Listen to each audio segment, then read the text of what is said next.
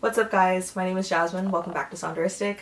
Welcome to the first official book talk video on my channel. I've been meaning to post one of these for a really long time and review some kind of a book, but I didn't really find a format that I liked, and I think this is going to work out. So how I want these book talk videos to go is that I will give a general consensus of the book, give a rating out of 5 stars, and then I will delve into a more spoilery version of the book talk where I will get more into depth on the things that I liked about the book and the things I possibly did not like about the book. So the book we're going to be talking about today is Warcross by Marie Lu.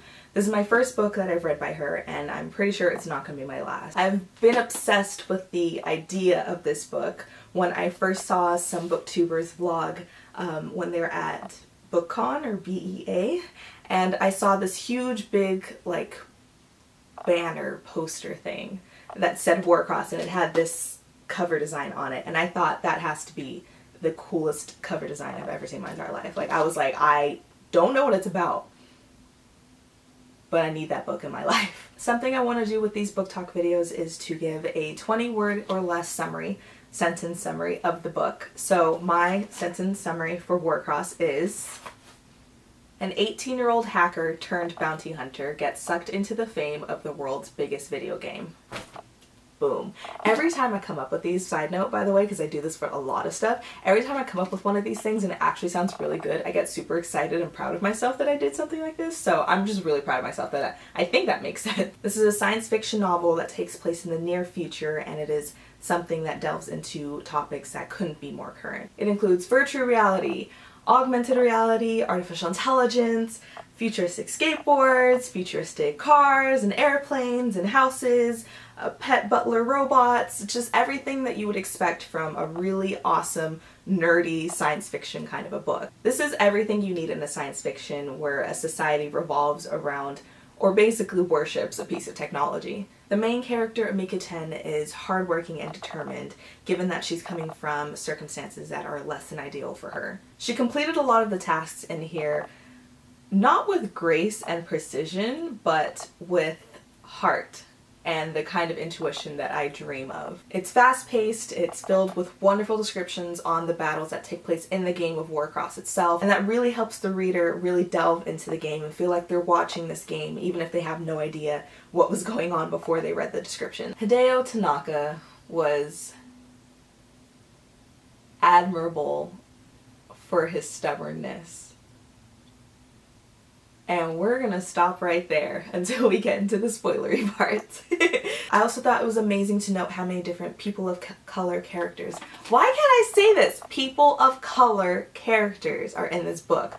People disabled, people with terrible, really harsh backgrounds, people coming from all over the world are all in this book, and I think that's so awesome that obviously if this is a game that's beloved by everyone around the world, you're going to have a lot of different kinds of characters, different looking characters, people that come from different backgrounds, and I thought that was awesome that she included all of them to have such a prominent part in this book. I personally relate to looking somewhat like Hammy in here, but I have to say that I am ridiculously and utterly jealous of Amika's hair, because I wish I could dye my hair rainbow colored like her. I read this book rather quickly for my kind of standards, in 5 days actually, and this is only 353 pages long. So what I had done, because I was so obsessed with this book, is that I would wake up in the mornings and I'd read like a chapter, but there were certain chapters that were a lot longer than other chapters, and then there were some times where I didn't want to put the book down and start with my life, so I'd read a couple chapters at a time. Normally it takes me about like a month to finish a book like this, but I was really productive this month for some reason. I was left wanting more at the end, and I was so excited to find out that this is going to be turned into a duology, praying that she changes and turns it into a trilogy just so that we can keep this world going, because it is so much fun, it's so beautiful, and I wish I was a part of this. Now for the spoilery parts of this review, here's a countdown down here. You have 10 seconds to turn away from this video just in case you haven't finished reading the book and don't want to be spoiled. I don't know how many seconds that is. Is that 10 seconds yet? Can I start talking? Okay, let's start talking. Dude! This is so good, okay? I mean, that's not a spoilery thing because I've already been talking about how good this is, but this is like really good. for me. I like loved this so much. I'm absolutely obsessed with the idea of how Amika is this wonderfully talented bounty hunter, but also this incredibly bright hacker.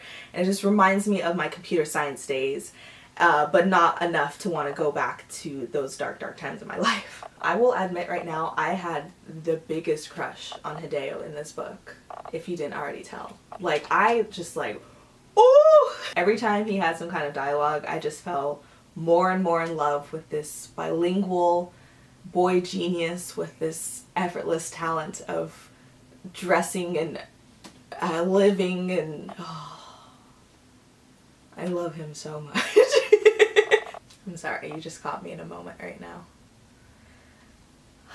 I miss him. I'm not big on rereading, but I would definitely reread this again just so that I can hear his voice in my head, the voice that I made for him in my head. He's beautiful and charming in his reserved personality, and he also turned out to be a psychopath at the end of the book, and I'm still in love with him, which makes me question my morals. I've said this multiple times to friends and family, and I will say it to you for the first time. I do not like the idea of artificial intelligence. I will never come around to the idea of artificial intelligence. I'm going to put this down for a second because we're going to talk about this. This is the second book I've read in a row where artificial intelligence ruined a relationship. Why is everyone so obsessed with the idea of artificial intelligence? I cannot understand.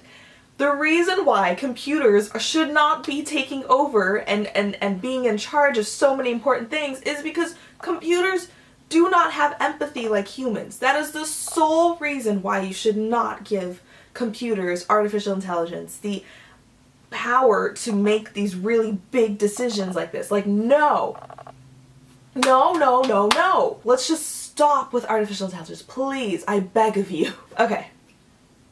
Okay, rant over. I'm sorry. Just had to say that, get that off my chest real quickly. Awesome, thank you. But going back to the artificial intelligence topic and not in a ranty kind of a way, because they lack empathy like humans have, they will make some of the most disturbing decisions without thinking twice about human safety and the lives of humans that they're hurting, and will think that they're doing it for the greater good. Which, spoiler alert, the greater good most of the time only involves the machines, not necessarily the humans. I'm looking at you, Terminator series, and I'm also looking at you, Illuminae by Amy Kaufman and Jay Kristoff.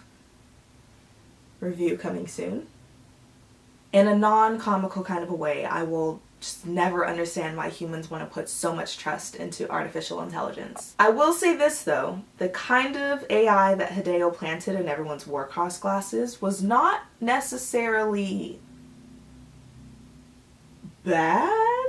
Because its only function is to eliminate a person's need to lash out in violence and to rewire the brain, it's pretty interesting, especially since this is something that will go unnoticed by anyone and everyone, since you don't even realize it's happening to you. It's virtually untraceable, which is kind of scary, but if you think about it, if everyone knew that their brains were being tinkered away with like this, wouldn't that cause more bad than good in the end anyways? Amika did bring up some really good counterparts as to why Hideo's plan probably wasn't the safest and smartest route, but at the same time, I still have to side with Hideo on this, even though it's basically not right to be tinkering with everyone's brains like that, but like, is it hurting anyone?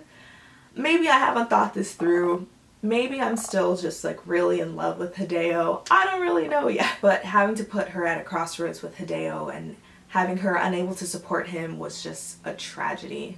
And I am all for it. Like, yes, have the two of them fall in love, and at the end of the book, like, put them against each other on opposite sides of the spectrum. Like, yes, I live for those kinds of plot lines. I live for those kinds of love stories. But I also appreciated the fact that this was not a love story. This is not a story that revolves around Amika and Hideo. This is Marie Lu's ode to technologically advanced societies, to the phenomenon that occurs when a video game is beloved by everyone around the world, to the dark side of technology, to her freaking dog that she like made a cameo for in here and was like so proud of herself, which I think was absolutely adorable. This felt like the author had a lot of fun writing it, and I really enjoyed living in this world, and I want to come back soon. So please hurry up and make a sequel. 2, 3, 4, 5 sequels, please? Like, don't ever make this world end. I love this so much. On a scale of 0 to 5 stars, I give this book 5 out of 5 stars for excellent world building, enticing descriptions of action scenes, and the creativity of technology that looks like it could be made and released at any day now and could change our future completely. So I'll just be here waiting, not so patiently, obsessively, waiting for the second book, praying that she'll make a third book. I'm sorry, just the idea of duologies for me is just like, it's such an odd number of books that I would much rather have an odd number of books, like 3 or even 4 or 5. But who knows, maybe the second book will actually make me believe in duologies and that it can actually be a good thing. Alright guys, thank you so much for watching this video. This is the end of my review. I really had a lot of fun talking about this and reading this book, so if you plan on reading it or you have read it before, please leave me a comment about your thoughts about the book, or even the author or anything you can think of about the book, and I will really appreciate it because I like talking about books with other people. Thank you so much for watching, and I'll see you guys again in the next video. Bye!